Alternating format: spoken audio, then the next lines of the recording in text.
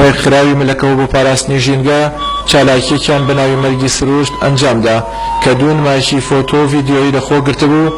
یەکەمیان بە ناونیشانی نمایشی مەرگی سروشت لە کامێرای ڕاوچیەکانەوە لە ئامادەکردنی ڕێکخراوی سروشتی کوردستان و نمایشی دووهەم مەرگی درەخستانەکان لە کامێرەی ئەندامانی ڕێکخراوی ملەکەوەوە.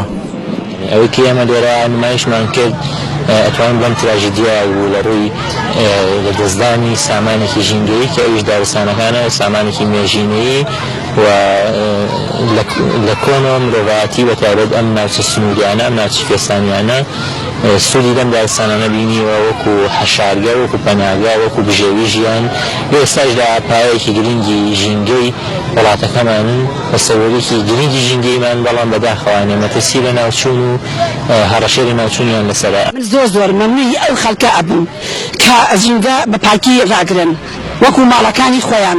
زۆر مەمنونی ئەو کەسانم ئاگر بەرنێنەوە لە شار و کوردستان لەم شاخ و کێوانە بێزمان ئەسووتێ هەزار بێزمان ئەسووتێ ڕەحمە لەو کەسانەی کە ژینگە ئەپارێزێ.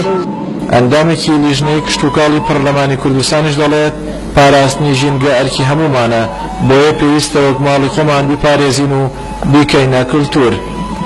دارستانەکانمان سروشتی جوانی کوردستان بە شێوازە دەسووتێنرێت و هەروەها دەیان و سەدان و هەزاران باڵندەی جۆراوجۆر و جوانی کوردستان بە شێوازە بەداخەوە دەیڵێن بەر ئەو شاڵاوی سووتان نەکەوتووە.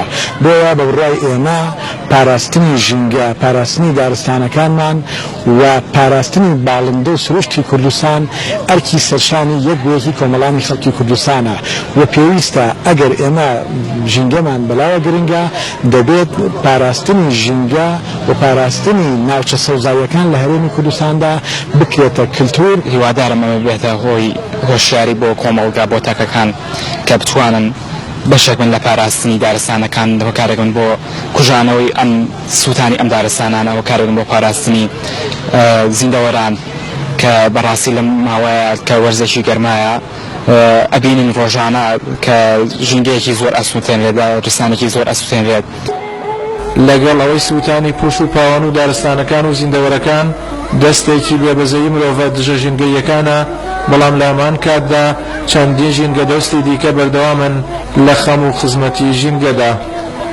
ئەوەی ئەم شەو ڕێکخراوی ملەکەوە بۆ پاراستنی ژینگە پێی هەستان نمایشکردن و پیشاندانی چەند وێنەیەک بوو لە کارەساتەکانی ژینگە لە ئێستادا بەرامبەر بە سووتانی دارستانەکان و هەروەها کوشتنی بە ناحەقی زیندەوەرەکان کە ئەرکی بە پرسیارەتی خاتە سەر تاکەکانی کۆمەڵگا بەوەی ژینگە لە ماڵی خۆیان بزان و پارێزگاری لە تەواوی ژینگە لە نەسووتان و لە پاراستنی زیندەوەرەکان بکەن. یوسف محەممەد کەناڵی سپێدا، پێنج جوێن.